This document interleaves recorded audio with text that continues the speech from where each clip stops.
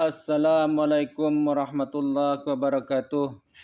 Bismillahirrahmanirrahim. Alhamdulillahirabbil alamin wassalatu wassalamu ala asyrafil anbiya wal mursalin sayyidina maulana Muhammad wa ala alihi washabihi ajmain. Allahumma shalli ala sayyidina Muhammadil fatihi lima ughliqal khatimi lima sabaq nasrul haqqi bil haqqi wal hadi ila siratikal mustaqim wa ala alihi haqqa qadrihi wa miqdarihil azim. Amma ba'd. Alhamdulillah, puji syukur kita tujukan kehadirat Allah Subhanahu wa taala. Allahumma shalli ala sayyidina Muhammad wa ala ali Muhammad.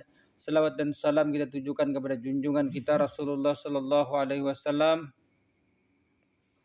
dan kepada seluruh kerabat beliau, sahabat beliau, zuriat beliau dan orang-orang yang mengikuti beliau hingga hari yaumil kiamah nanti.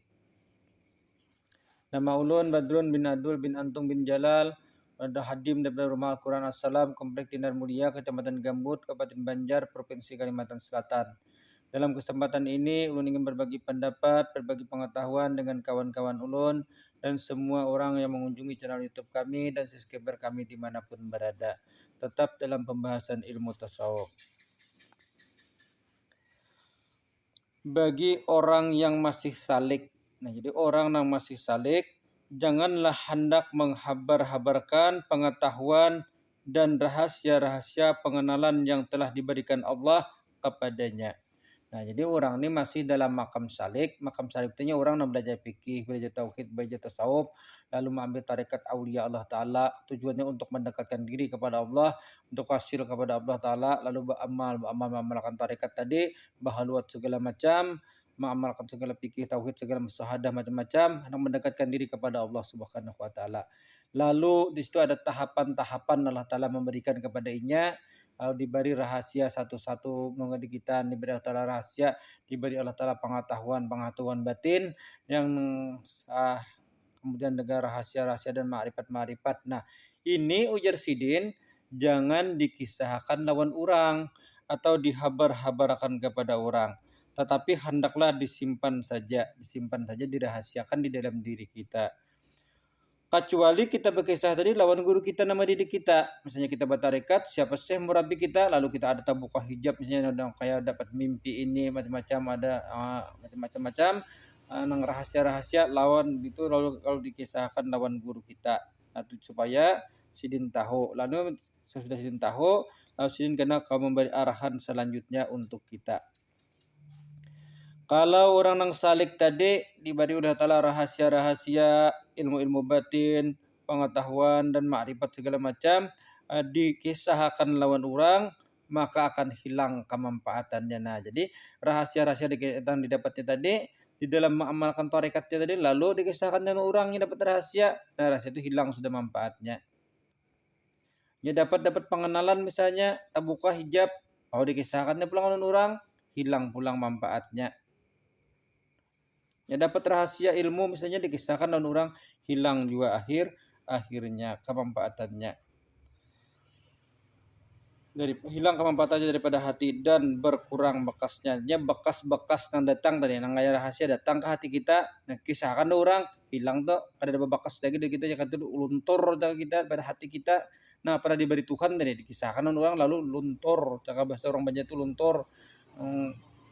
Lingkah pada hati kita, pada batin kita, lalu menjadi hilang. Dan juga nafsunya senang. Nafsu senang, lalu hatinya nafsu tadi lapang. Nafsu tadi kan berat. Bagi nafsu tadi berat menerima makrifat, menerima rahasia tadi berat. Tapi lalu rahasia tadi dikisahkan dengan orang, makrifat tadi dikisahkan dengan orang, lalu apa jadinya? Si nafsu tadi senangnya. Kenapa? Karena keluaran pada batin kita, apa yang kita dapatkan tadi karena sudah dikisah-kisahkan oleh orang. Dan bertambah kuatlah hawa nafsu, sifat nafsu tadi menekan kepada batin kita. Nah, jadi nafsu tadi kuat. Kenapa? Karena rahasia tadi luntur, lalu nafsu tadi menekan kita semakin kuat. Dan hilanglah akhirnya kebenaran-kebenaran di dalam hati kita dan keikhlasan-keikhlasan di hati kita. Nah, hilang akhirnya.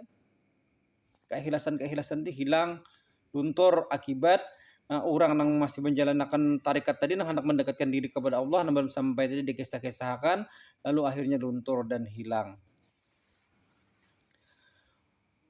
Bagi orang yang salik tadi, orang yang salik artinya orang yang mendekatkan diri kepada Tuhan, orang ini belum sampai kepada makam arif billah, masih berjalan, masih menuntut, jadi kita menuntut ilmu, masih masih beramaliyah lagi, hendak mencapai kepada Allah Subhanahu wa taala.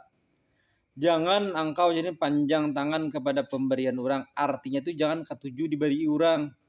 Karena mengamalkan tarikat orang tahu seorang pindah beramalan, beri orang, ada yang beri, ini ada yang beri, lalu senang dengan pemberian orang tuh. Nah, itu sudah menandakan bahwa kita tuh kada benar. Jikalau ada pun makhluk yang memberi engkau, manusia maksudnya memberi kita, melainkan pandanglah olehmu bahwasanya yang memberi engkau itu bukan lagi manusia, tapi adalah Allah Ta'ala. Nah, jadi pandang. Artinya, oh ini si A, materi kita ini. Tapi hati kita pandang bahwa ini adalah Allah Ta'ala yang memberi rezeki lawan aku, yang antarakan dia ini parantaranya.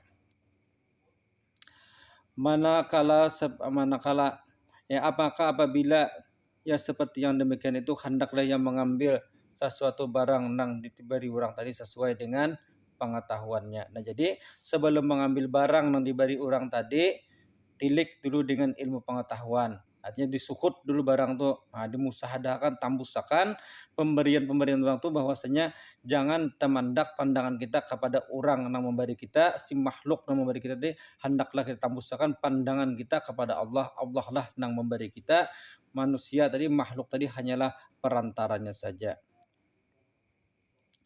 Rezeki yang kita dapati itu terbahagi kepada dua macam. Nah, jadi rezeki kita dapati itu jadi dua macam. Ini sudah kita bicarakan juga sudah di dalam video yang terdahulu. Mungkin judulnya kalau ada salah adab dan rezeki. Kalau ada salah di situ ada pembahasan masalah rezeki.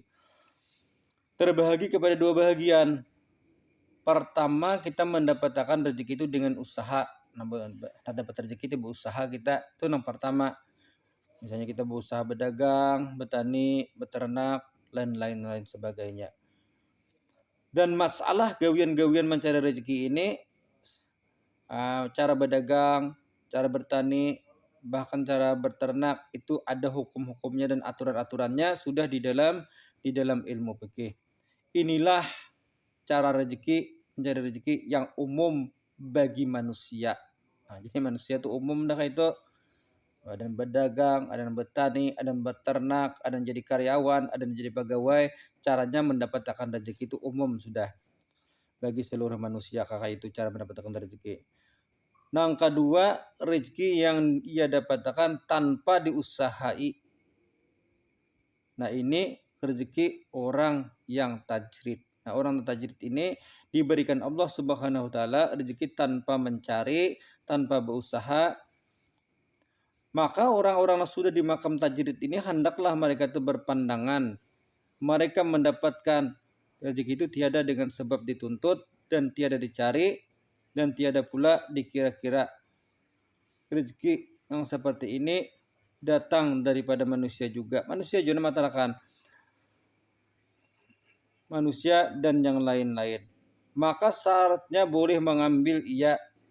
Nah, orang yang tajrid nih boleh mengambil, tapi dengan pandangan bahwasanya yang memberi rezeki itu adalah Allah Ta'ala. Nah, jadi pandangannya kada boleh lagi kepada makhluk. Kada lagi memandang makhluk yang memberi, tapi Allah Ta'ala yang memberi.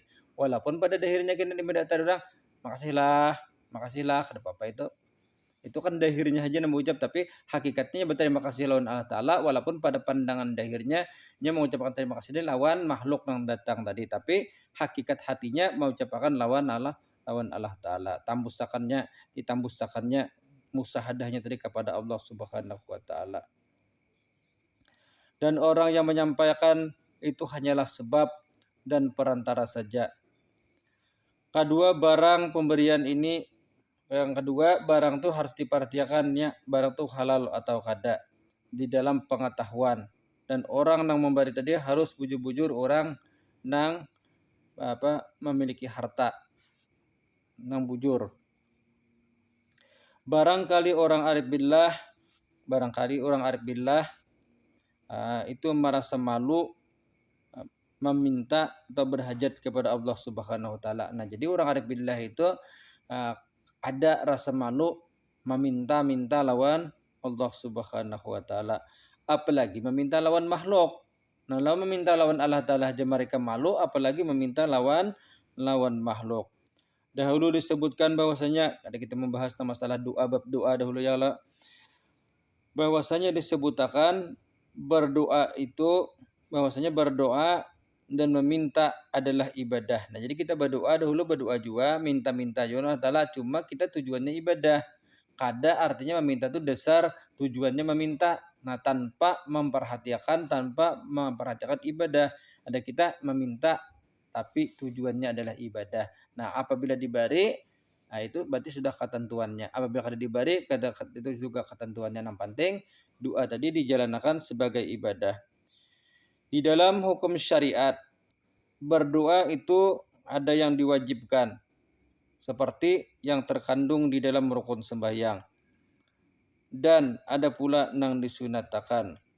Nah, jadi kita juga sudah membahas dalam video kita yang pertama itu mengenal salat. Nah, mengenal salat, arti salat itu sendiri adalah doa. Nah, orang yang kada salat itu kita semalam berarti kada berdoa hukumnya.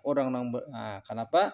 Karena salat juga kita maknakan adalah sebagai doa kita kepada Allah Subhanahu wa taala. Nah, artinya berdoa aja tetap, cuma ditujukan doa tadi sebagai ibadah bukan sebagai alat berpinta-pinta.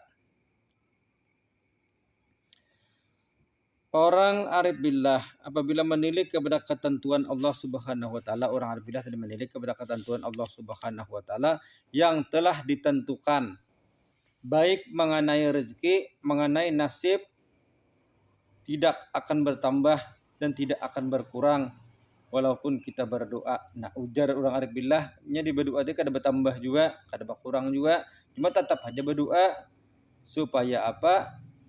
Supaya kita menunjukkan ibadah kepada Allah Subhanahu wa taala dan menunjukkan sifat kepakiran kita dan sifat kerendahan kita kan sifat kehinaan kita kepada Allah Subhanahu wa taala. Jadi kada meninggalkan doa walaupun dalam pandangan kita tuh doa tuh kada dianggap nang sebagai alat berpinta-pinta kayak orang tuh. Orang tuh kan berdoa untuk minta ini, minta itu, ada kita kada orang-orang arif billah yaitu untuk menambah ibadah, menunjukkan sifat kehambaan dan sifat kepakiran kepada Allah Subhanahu wa taala. Sekiranya inilah yang bisa sampaikan dalam video kali ini. Kurang dan lebihnya mohon maaf. Wabillahi taufik wa hidayah. Wassalamualaikum warahmatullahi wabarakatuh.